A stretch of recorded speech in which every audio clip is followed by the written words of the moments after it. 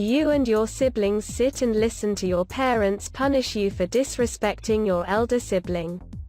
You cry as you're told you have to do your siblings' chores. As you're told you can't play with your favorite toy from anywhere ranging from a few weeks to a month. Suddenly, you hear your father say, "Stop crying before I give you a reason to cry." It's a phrase you hear frequently enough, combined with crocodile tears won't save you. You are forced to stop crying. All from the ripe old age of somewhere between 5 and 6. You tell your parents something you find enjoyable, maybe a new book or class topic. You're thrilled to finally get to tell them. But they keep glancing at their phone, eager for the conversation to be over. At one point, they admit to texting your aunt saying, "Save me." Bella is about to talk about whatever interests you. They once mishear your older sibling, Samantha, on the phone and say, "Oh great, not another Bella."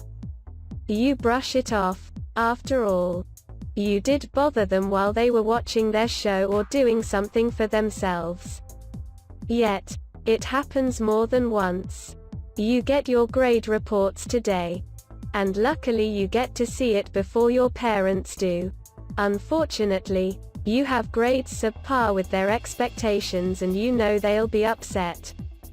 The first thing they say when they see you come home from school is, "Bella, where is your grade report?" Then they compare your grades to whichever sibling is closest to you. Or just to your past grades. What happened? You used to do so well. A sibling with grades less than you gets praise and is told that the parents are so proud of them. You are told, "Good job, but you need to improve your grades to ease their unhappiness." You sit playing a game with another sibling when your mom approaches. "Hey, Bella, can you do this for me?" The last time she asked, you said no and she replied with, "Sophia, your sister Bella doesn't love me anymore. She doesn't care about me." Reluctantly, you do what she wants and try to make it go as quickly as you can. After all, it's just something with cleaning or her hair, right? You sit doing schoolwork when suddenly both parents come in arguing. You need to watch a video for math class, but their voices are too loud. Frozen. You try to watch YouTube until things settle down. You can't leave the kitchen but you can't work either. Later, your mother approaches you and expresses shock in how you didn't start to cry or get upset. At least, it wasn't visible to them. Seething. You just shrug as you think about her recent phone calls. So-and-so can feel this way, it's completely valid. Oh, the differences and sudden change. You're in the car and your parents ask you something, but when you answer they don't hear you. Frustrated. They yell at you for not being loud enough. You think back to all the other times you've been yelled at. You think back to all the moments in the past you were scared of them. You apologize and go back to your phone game, willing your thoughts to slow. There's a lot of things wrong with parenting from what I have read in various places.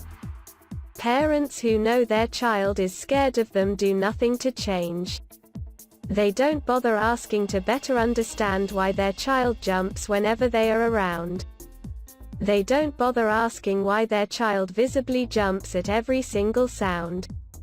Parents have taught some of their children how to bottle and suppress their own emotions at ages unimaginable. Parents abuse their children physically, verbally, emotionally, and more in some cases. Some parents manipulate their children. Some parents treat most of their kids perfectly. But one is treated drastically different. They let their child force themselves to change, just to make their parents happy, or proud, for once. It might not be every parent. But there are far too many. There are far too many kids who never say anything, far too many kids who accept it as normal for much longer than they should. There are far too many parents who don't deserve to be parents in some cases, far too many parents who just need to see what they're doing for a change in other cases. There are far too many children raised only knowing the comfort of a hug when they're going to sleep, if even. There are far too many children who try to hold on to the perfect picture with their parents to not see what they've done wrong. There are far too many people in the world who have had parents that don't deserve a child as amazing as they are.